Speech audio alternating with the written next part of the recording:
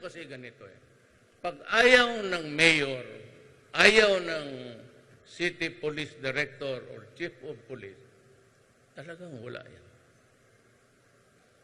Pagka bumigay ang mayor o ang chief of police mo, gago, apo, patay ka.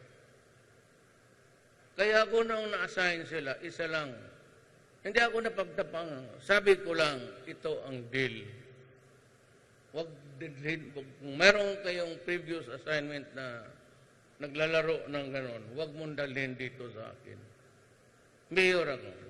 Kasi kung hindi tayo magkaintindihan, putang ina, magbabarilan talaga tayo nito. Totoo yan. Ay, nung isang gabi lang,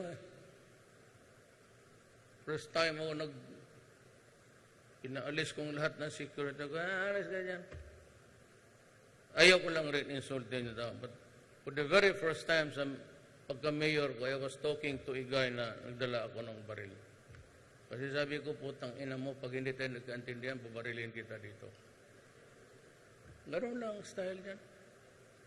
Lalo na yung, alam mo kasi yung mga mayor, and a lot, meron namang mga pamilya na, ito kasing Pilipinas, the politics are being played by the elite.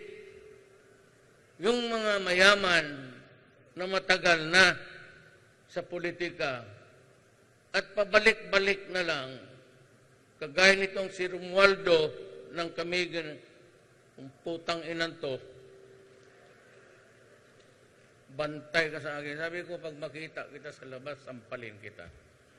Even during or after my mayorship, paniwala ka, magtalagang iwasan mo, buto ka talaga sa akin.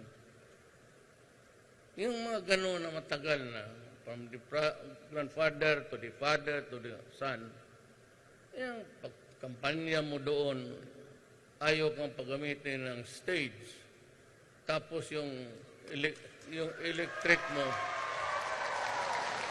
kahit gano'n yung iba, pinuputol yung electric. O sige, patay ka.